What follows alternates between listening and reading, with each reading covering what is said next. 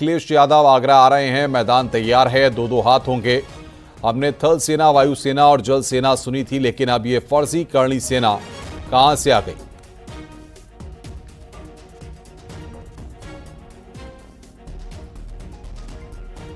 अगर तुम ये कहोगे कि हर मस्जिद के नीचे एक मंदिर है, तो फिर हमें ये कहना पड़ेगा कि हर मंदिर के नीचे एक बौद्ध मठ है और तुम उन्हें बड़े मुर्दे मत उखाड़ो, करते बड़े उखाड़ोगे भारी पड़ जाएगा। आने वाले समय में समाजवादी पार्टी के राष्ट्रीय अध्यक्ष श्री अखिलेश यादव की 19 अप्रैल को आ रहे, लड़ाई का मैदान तैयार होगा, दो दो हाथ होंगे, 10% लोग हैं और दूसरी तरफ सामाजिक न्याय की 90% शक्तियां हैं। विजयी हमारी। तो 19 को अखिलेश यादव आगरा आएंगे। मैदान तैयार है, दो दो हाथ होंगे।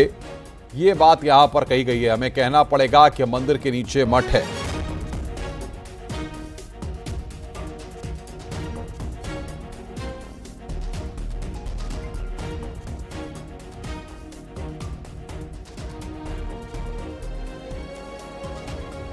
समाजवादी पार्टी के सांसद रामजी लाल सुमन का विवादित बयान यहां पर सामने आया है।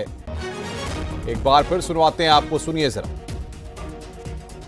अगर तुम ये कहोगे कि हर मस्जिद के नीचे एक मंदिर है, तो फिर हमें ये कहना पड़ेगा कि हर मंदिर के नीचे एक बौद्ध मठ है और तुम उन्हें बड़े मुर्दे मत उखाड़ो, करते बड़े उखाड़ोगे भारी पड़ जाएगा। आने वाले समय में समाजवादी पार्टी के राष्ट्रीय अध्यक्ष श्री अखिलेश यादव की 19 अप्रैल को आ रहे, लड़ाई का मैदान तैयार होगा, दो दो हाथ होंगे, 10% लोग हैं और दूसरी तरफ सामाजिक न्याय की 90% शक्तियां हैं। विजयी हमारी होगी, कोई भाई का लाभ हो नहीं सकता। तो 3 सेना है, ये फर्जी करणी सेना कहां से आ गई? रामजी लाल सुमन का विवादित बयान सामने आया है। हमें कहना पड़ेगा कि मंदिर के नीचे मठ है। रामजी लाल सुमन ने विवादित बयान दिया है। हम आपको सुनवा रहे थे कि किस तरीके से गड़े मुर्दे मत उखाड़ो, भारी पड़ेगा। ये बात क्यों करें? मैदान तैयार है, दो दो हाथ होंगे। 3 सेना है, ये फर्जी करणी सेना कहां से आई, इसका उन्होंने जिक्र किया। हमें कहना पड़ेगा मंदिर के नीचे मठ है। समाजवादी पार्टी के सांसद रामजी लाल सुमन का यह विवादित बयान सामने आया है।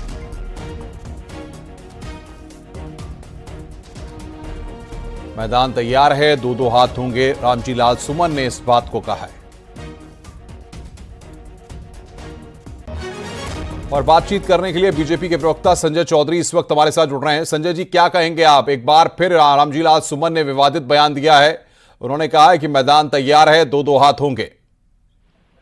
देखिए, मुझे लगता है कि रामजी लाल सुमन तो प्यादे हैं, लेकिन इसके पीछे समाजवादी पार्टी की मंशा पूरी तरह से उत्तर प्रदेश को एक जातीय तनाव में झोंकने की है और ऐसा करके वो समाज में विष फैलाने का काम कर रहे हैं। मुझे लगता है कि अखिलेश यादव जी को और उनकी समाजवादी पार्टी को ऐसा दुष्कृत्य करने से बाज आना चाहिए।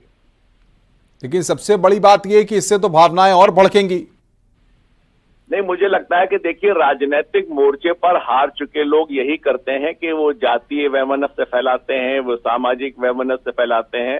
और अखिलेश यादव जी चूंकि राजनीतिक रूप से लगातार चुनाव हारने के कारण हताश और निराश हो चुके हैं, इसीलिए वो लोकतंत्र के बजाय इस प्रकार से जातीय वैमनस्य पैदा करने की कोशिश कर रहे हैं और ये कृत्य देश के लिए, समाज के लिए ठीक नहीं है।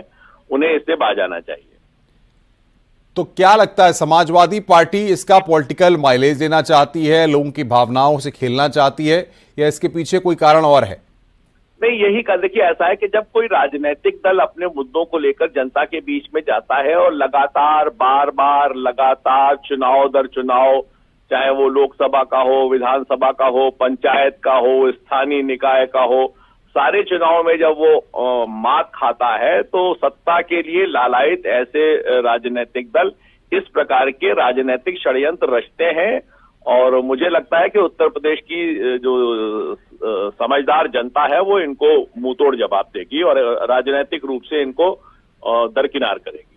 19 तारीख को अखिलेश यादव भी आगरा आएंगे। अब ऐसे में क्या कहा जाए, रामजी राव सुमन का कॉन्फिडेंस तो और बढ़ रहा है। नहीं, अब ये बढ़ रहा है या घट रहा है ये तो समय ही बताएगा, लेकिन मुझे लगता है कि जातीय वैमनस्यता की इस प्रकार की राजनीति करने से ऐसे राजनीतिक दलों का, देखिए इनका आधार ही वही जाति है। ये हमेशा जाति की बात करते हैं, ये हमेशा राजनीति में जाति को लेकर आते हैं, ये जातिवादी राजनीतिक दल हैं और इस प्रकार का लगातार वो षड्यंत्र करते रहते हैं, लेकिन जनता इनको निश्चित रूप से बेनकाब करेगी। इसलिए ऐसे लोगों के मूल प्रवृत्ति को समाज जानता है, जनता भी जानती है। अब चूंकि ये लोग साइडलाइन हो चुके हैं, इस प्रकार से बासी कढ़ी में आया हुआ उबाल है, लेकिन ये निश्चित रूप से जल्दी ही जनता इन्हें शांत कर देगी। तो क्या माना जाए भारतीय जनता पार्टी की, क्योंकि उत्तर प्रदेश में सरकार है और वहां पर अगर इस तरीके से तो कोई एक्शन, कोई कार्रवाई देखने को क्यों नहीं मिलती है? नहीं, निश्चित रूप से अगर इस प्रकार का ये कृत्य आगे करेंगे तो उत्तर प्रदेश की सरकार समर्थ है, प्रतिबद्ध है और उत्तर प्रदेश को किसी भी जातीय तनाव में जो लोग ढकेलेंगे उनके खिलाफ निश्चित रूप से प्रभावी कार्रवाई होगी। इसलिए उत्तर प्रदेश में जो दंगे से मुक्त है, जो अपराध से मुक्त है, उसमें अगर कुछ लोग सीमा को लांघेंगे तो निश्चित रूप से उन पर कार्रवाई होगी। बहुत बहुत शुक्रिया आपका संजय जी, हमारे साथ जुड़ने के लिए और बातचीत करने के लिए।